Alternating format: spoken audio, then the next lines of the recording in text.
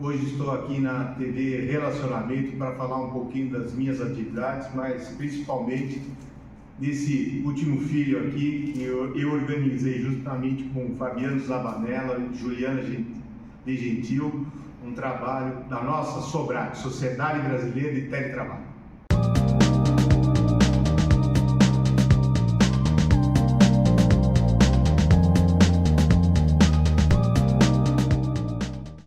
Olá, internautas, iniciamos mais um programa Você é Top. Hoje estou muito feliz porque o ano passado eu fiz um convite oficial a uma talentosa profissional e ela, pelos muitos afazeres aí, não conseguiu, mas hoje ela está conosco.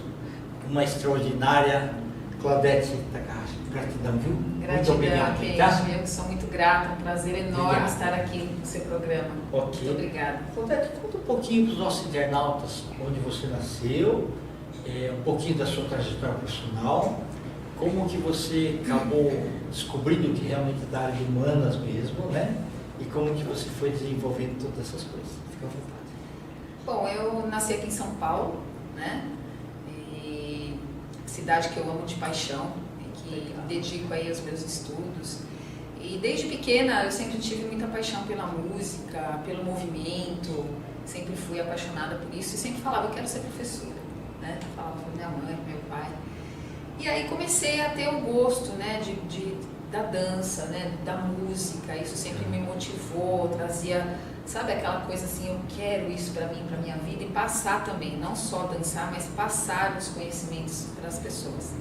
E aí eu fui tendo uma trajetória na dança, né, na música, no movimento, me formei, né, sou bailarina profissional.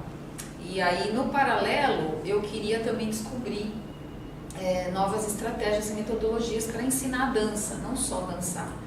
E aí eu falei, vou fazer educação física, porque eu acho que a educação física vai me trazer uma metodologia mais, né, enfim, mais específica e trouxe, né? Eu acho que assim, educação física profissional sabe quase tanto do corpo quanto o médico. Com certeza. Né? Porque Com toda certeza. a parte de estruturar os seus músculos e tudo mais, o que dá para potencializar, né? Isso mesmo. Então, isso é muito bacana. Com certeza, é uma responsabilidade muito grande, né? E nós fazemos até um juramento, né?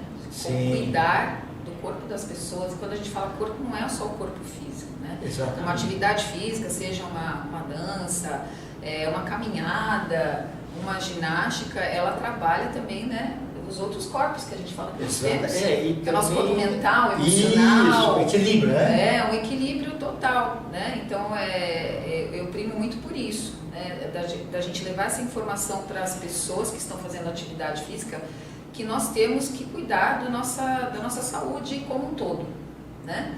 Então, a educação física, ela trouxe esses conhecimentos que na dança também a gente tem muito, né? Conhecer o próprio corpo, saber dos seus limites. Mas, assim, a dança profissional, ela exige muito também, né? Eu diria que hoje o bailarino é um atleta. Sim. A exigência da performance é muito grande. E aí, na época que eu me formei, nossa, não tinha tantos recursos como tem hoje em dia, né? Hoje nós vemos uma vasta formas de se comprar uma sapatilha de pontas, por exemplo, de cuidar melhor dos pés, porque antigamente era só, né? Era muito rústico. E o ensinamento do balé era muito, muito pesado, né? Então hoje a gente vê que os profissionais estão se especializando, estão tendo uma consciência maior de como cuidar dos seus bailarinos, dos seus alunos. E a educação física, ela trouxe esse lado, né, mais anatômico, fisiológico, biomecânico. E aí eu falei, bom, é isso que eu quero também. Então uma outra profissão que eu amo demais é a educação física, educadora física. E no decorrer do tempo, eu fui estudando, fui tentando conhecer outras possibilidades de ganhar, de ampliar meus conhecimentos. Aí fui para um lado, né, eu teve um momento da minha vida que eu parei com a dança e fui para o lado da competição. Eu fui atleta, né, de ginástica aeróbica, né, naquela época que era o ápice de ginástica aeróbica de competição e que trouxe uma coisa muito importante na minha vida, né, de eu encontrar o meu próprio caminho. Então, assim como a dança, assim como a educação física. Então, eu fiquei muito nesse lado mais competitivo, mas, na verdade, o que eu queria mesmo era sempre estar no palco. Então, eu larguei um pouquinho a dança, né? Fiz no paralelo, fui fazer pós-graduação em dança E lá, né, o meu grande mentor, orientador Edson Claro, né, que hoje ele está aí dançando em outro plano, ele me ensinou muita coisa, ele começou a me falar, olha, você precisa voltar para a dança, o que você está fazendo com o seu corpo, tudo bem, você gosta de competir, mas você precisa voltar a dançar e se encontrar. E foi onde eu falei, não, eu preciso voltar, né, isso durante o pós-graduação. Por isso que é bom a gente ter um mentor na vida. Nossa, eternamente. Edson Claro, ele teve uma trajetória fantástica, né? Ele acreditou demais no potencial da dança, do movimento, e foi até o final, defendeu isso no seu mestrado, no seu doutorado. E ele me deu esse incentivo. Quando ele foi para Natal, ele falou assim, olha, eu quero que você agora fique com a cadeira aqui, né, da universidade. Então eu comecei, né, a dar aula nas universidades também. Comecei lá na UniABC, né, Unifec, e depois eu fui para a Uniban e UniFMU, que foi a última que eu passei. E aí, no paralelo, eu comecei a fazer o curso de formação em eutonia. Explica um pouquinho aí, pessoal, o que é isso. Então, a eutonia é um trabalho, é uma prática corporal que ela busca a consciência, né, plena do corpo. Né? Eu diria que a eutonia, mais do que uma prática, ela é uma filosofia de vida. Então, como que a eutonia nasceu? A eutonia veio com o trabalho de uma alemã, Gerda Alexander, que ela se viu acometida por várias doenças, desde a infância. Então, aos 16 anos, ela ficou muito doente, com endocardite, então ela teve que parar, ela não conseguia gastar energia nem para se vestir. E aí ela começou a se estudar, a estudar o movimento, técnicas, maneiras, materiais que ela podia restituir a energia física dela. E a eutonia, né, bom, harmonioso, tonia, relacionada à tensão, né, tônus muscular, tem a ver com harmonizar o tônus. Então, literalmente, a eutonia quer dizer isso. Mas mais do que uma prática, ela te dá caminhos para você se auto-perceber, ampliar a sua consciência corporal, que não é só corpo, físico. E é preventivo, né? E ela é preventiva, ela é terapêutica, ela é artística, ela traz inúmeros benefícios, ela é um trabalho psicossomático, ela vai para a linha terapêutica, tanto tratamento individual como também coletivo, e ela também vai para as artes. Né, que eu aplico tanto na parte terapêutica quanto na parte artística. Claudete, qual que é a idade mínima para a pessoa começar a entender e praticar? A eutonia? A eutonia a gente assim, procura trabalhar com diferentes faixas etárias, mas a gente aconselha, por exemplo, uma criança a partir dos 7, 8 anos, que ela já começa a ter um conhecimento e vai até assim os, né?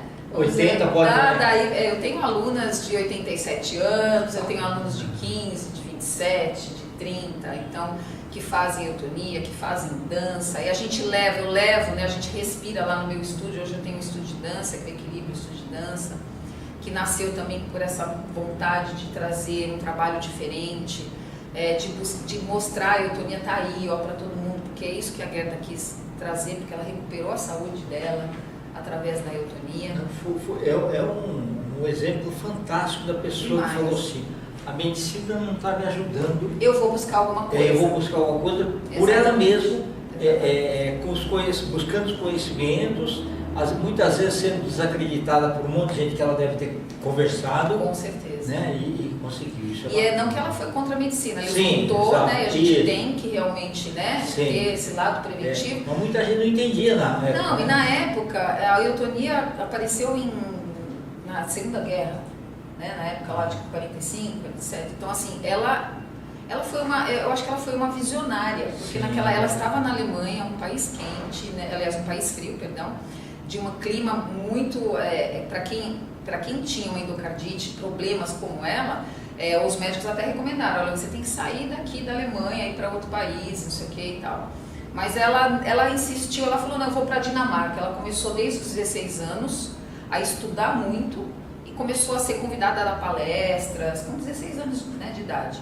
O pai dela era músico, então ela era movida por música e ela ajudava o pai a fabricar as flautas, que era de bambu. Entendi, perfeito. E ela começou a perceber que o contato com o bambu, pela propriedade que ele tem, quando ela fazia as flautas, trazia melhorias nas dores musculares dela.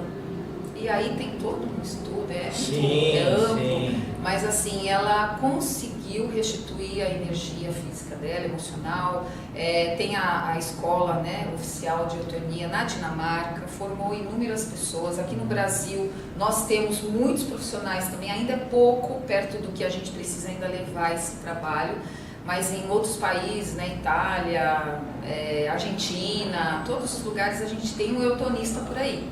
Mas muita gente ainda não conhece a eutonia. Exato. Mas ela já está aqui no Brasil há muito tempo, né? E a gente consegue levar, né? Eu comecei a encontrar esse caminho que veio da competição, que me trouxe coisas boas, mas também, né, trouxe essa questão do corpo, peraí, eu tenho que me cuidar mais. Exato. Eu tenho que trabalhar, eu posso competir? Posso, mas eu tenho que trabalhar como que eu posso me restabelecer com as minhas dores físicas, né? E aí a eutonia ela foi a cereja do bolo, né? Eu diria, né, entre a formação com dança, a formação com a educação física, ou mesmo o trabalho mais competitivo. Então hoje a gente respira tudo lá na eutonia, a eutonia, né? A gente respira lá na escola, no estúdio, e a gente pode trabalhar infinitas possibilidades com a eutonia, diferentes faixas etárias.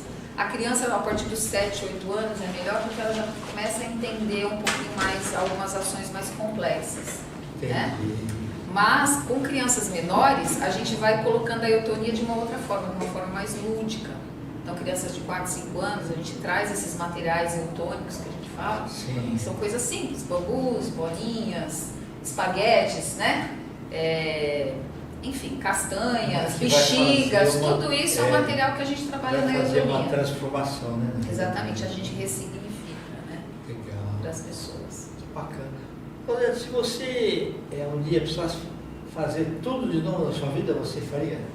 Eu faria. Que bacana. Isso é muito Eu acho que eu legal. faria. É o que a gente fala, né? A gente vai adquirindo uma maturidade, uma consciência, né, corporal pelas experiências da vida, que a gente fala assim, poxa, se eu tivesse essa consciência lá atrás, seria diferente. Mas a gente precisa passar por esse processo. Exatamente, também. Pelo processo da dor, que é um passo que você tem que dar para frente. Sim.